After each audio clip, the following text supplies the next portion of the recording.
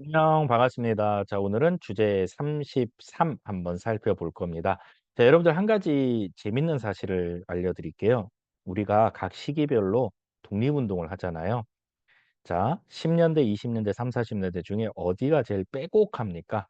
바로 20년대죠. 그게 가능했던 이유는 뭘까요?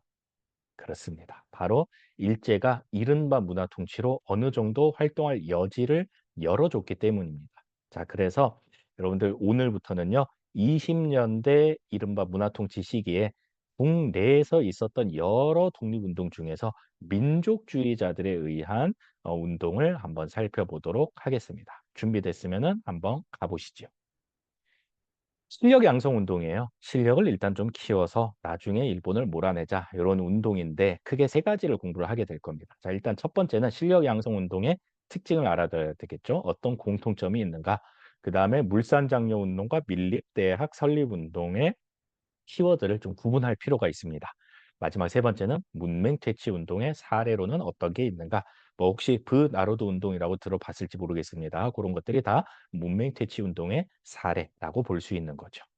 우리 예전에 개화기 공부할 때요. 1학기 끝날 무렵에 애국개몽 운동 공부했던 거 기억이 나나요? 그거랑 상당히 좀 비슷한 측면이 있죠. 실력 양성 운동이라는 거는. 그다음에 일단 맞짱 뜨자. 그게 바로 의병 운동이었죠. 자, 이렇게 보면 돼요. 맞짱 뜨자. 예전에 개화기 때도 의병이 있었죠. 뭐 을미의병, 을사의병, 정미의병. 그걸 계승을 한 게 이제 일제 시대의 무장투쟁이고요.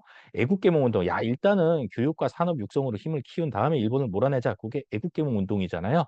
이걸 개선한 운동이 실력 양성 운동이다. 이렇게 여러분들이 정리를 하고 시작을 하면은 좋겠습니다. 공통점 한번 볼까요? 요 세 가지 운동이 있죠. 물산장려 운동, 밀립대와 설립운동, 문맹퇴치 운동. 대체로 20년대에 일어났던 국내에서 있었던 민족주의 계열에 의한 그런 운동이다라고 보면 되겠습니다. 참고로 요 문맹퇴치 운동은 약간 좀 30년대 초랑 또 좀 걸쳐져 있긴 합니다. 자, 어쨌거나 20년대 국내에서 민족주의 계열에 의해서 주도됐던 그런 운동이다라고 생각을 하면 되겠습니다. 자, 여러분들 민족주의 계열, 이게 상대되는 개념이 이제 또 이제 사회주의 계열인데 민족주의 계열의 사람들은요. 민족의 해방을 가장 우선시하는 그런 사람들이라고 보면 돼요. 민족.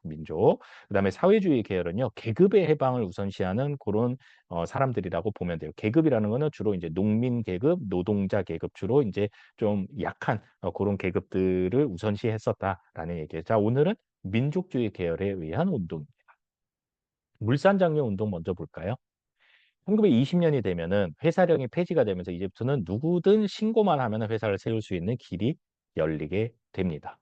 3년 뒤인 1923년도에는 일본 상품에 붙던 관세, 수입 상품에 붙는 세금을 관세라 그러죠. 이 관세가 폐지가 됩니다. 그러면서 일본의 자본 침투가 심화되고요. 우리나라 민족 기업들은 굉장한 타격을 받게 됩니다. 타격을 받게 되지만 어쨌거나 우리 민족 기업들이 이때 회사령이 폐지가 되면서 조금씩 생겨나게 돼요. 뭐 대표적인 회사라고 하면은 뭐 평양 메리아스 공장 뭐 등등등 있겠죠.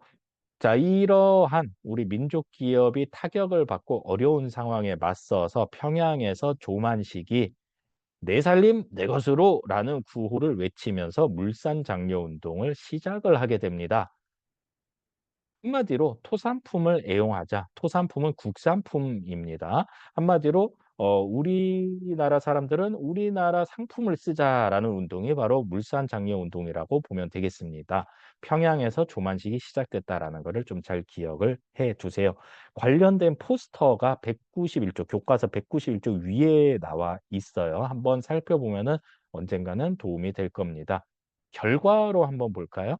문제는 뭐냐 하면은요. 수요와 공급 알죠? 수요와 공급. 지금 물산장려 운동, 국산품 쓰자라는 운동을 벌이고 있단 말이에요. 이거를 안 할 이유가 없잖아요. 그래서 많은 사람들이 국산품을 쓰려고 해요. 근데 문제가 뭐냐면은 그만큼 생산량이 받쳐주지 못하는 거예요. 일단 우리나라 공장들이 굉장히 수도 적고요. 그다음에 굉장히 영세해요. 그만큼 빠른 기간 내에 많은 물건들을 만들어낼 수가 없는 거예요. 자, 그러면 공급은 한정되어 있는데 수요가 갑자기 늘었네요. 그랬을 때 물건 가격은 어떻게 될까요? 그렇죠. 물건 가격이 올라가게 됩니다. 그래서 물가가 상승하게 되면서 이거를 지켜보고 있던 사회주의자들이 이 운동을 굉장히 많이 비판합니다. "야 이거 결국은 자본가들을 위한 운동 아니야?" 이러면서 사회주의자들이 비판하기도 했었다. 그 비판 내용도 여러분들 교과서 191쪽 오른쪽에 날개글에 잘 나와 있으니까 연결시켜서 공부를 하면은 좋겠습니다. 자 두 번째는 밀립대학 설립운동입니다. 밀립 요거는 이제 사립이죠, 사립. 우리가 직접 대학을 설립하자라는 운동입니다. 일본의 우민화 교육에 맞서서 전개가 됐었던 거예요. 여기서 말하는 우민화라는 거는요. 멍청할 우자거든요. 어리석을 우자. 그래서 일본은 우리나라 교육을 제대로 시켜주지 않아요. 시켜줘 봤자 기술 교육 이런 것들만 시켜요. 왜냐하면은 얘네들을 공부시키면 반드시 개길 거다라고 생각을 했던 거예요. 그래서 특히 인제 대학 교육 같은 경우는 뭐 거의 뭐 전무하다시피 했었죠. 자 이러한 상황에서 서울에서 이상제 민족주의자 이상제를 중심으로 그렇다면은 "우리가 1천만이 이런 식만 모아서 우리 손으로 직접 대학을 세우자."라면서 모금 활동에 나서게 됩니다. 이게 바로 밀립대학 설립운동이라는 거죠. 이 당시에 우리나라 국민이 1천만 명, 1,000만 명 정도 됐었나 봐요. 그래서 이런 식만 모으면 1,000만 원이 되니까 1,000만 원으로 이때는 대학을 세울 수 있었던 모양입니다. 자 이랬더니 일제가 이 운동을 무마시키기 위해서 경성제국대학을 먼저 설립을 해 줍니다. 이게 무슨 말이냐? 일본 입장에서 이게 되게 싫은 거예요. 그런데 굉장히 합법적으로 지금 돈을 모으고 있단 말이죠. 그랬더니 얘네들이 이렇게 하는 거예요. "어 야 니네 왜 돈 모아? 아 우리 일본이 대학 교육 안 시켜줘서 우리 손으로 대학 세워서 공부하려고요." 이랬더니 일본이 "오 야 니네 공부하고 싶었구나. 야 진작 말을 하지. 야 그러면 그 돈 모으지 말고 우리가 직접 대학 세워 줄게. 그만해. 좋은 말로 할 때 그만해라이." 이렇게 된 거예요. 그래서 이 운동을 무마시키기 위해서 명분을 빼앗아 버린 거죠. "니네 대학 설립하기 위해서 돈 모아? 그럼 우리가 세워 줄게. 이제 그만해." 이제 이렇게 되면서 경성제국대학을 설립을 하게 된다라는 거예요. 경성제국대학이 해방 이후에 통폐합을 거쳐서 지금의 서울대가 됩니다. 그렇죠. 그 뿌리가 경성제국대학, 일본이 세워준 대학이다라는 거예요. 그래서 우리는 서울대를 안 갑니다. 그죠? 못 가는 게 아니라 안 갈 뿐입니다. 농담이었어요. 자 세 번째는 문맹 퇴치 운동입니다. 문맹을 퇴치하자라는 운동인데 이때 당시에 문맹률이 뭐 70-80% 였다고 해요. 굉장한 수치죠. 그래서 문자 보급 운동 그다음에 브나루드 운동이 전개가 되는데 이 두 운동의 공통점은 바로 신문사에서 주도했다라는 거예요. 언론사. 문자 보급 운동의 경우는 조선일보사에서 그다음에 브나루드 운동 같은 경우는 동아일보사에서 주도를 했었다라는 건데 여러분들 교과서 192 쪽의 왼쪽 날개 쪽에 보면은요. 브나루드 운동과 그다음에 문자 보급 뭐 교재 요런 인제 사진 자료가 나와 있습니다. 좀 유심히 보면은 또 언젠간 도움이 되겠죠. 자 물산장려운동, 밀립대학 설립운동, 문맹퇴치운동 잘 되지는 못해요. 일제가 끊임없이 방해를 했기 때문에 성과가 거의 미미했다 이렇게 보는 거죠. 뭔가 해도 잘 안 될 때는 어떻게 됩니까? 서로 니 탓 내 탓하게 되면서 싸우게 되겠죠. 여러분도 한번 생각을 해 보세요. 여러분들 수능 공부했어요. 현역 때 인제 잘 안 됐어요. 예 재수를 하겠죠? 예 또 잘 안 돼서 삼수를 했어요. 근데 또 잘 안 됐어. 그러면 이제 그때부터는 막 화가 나기 시작하죠. "이게 다 엄마 탓이야." 막 이러면서 "야 그게 왜 엄마 탓이냐. 네가 공부 안 한 탓이지." 막 집안 분위기 엉망되겠죠.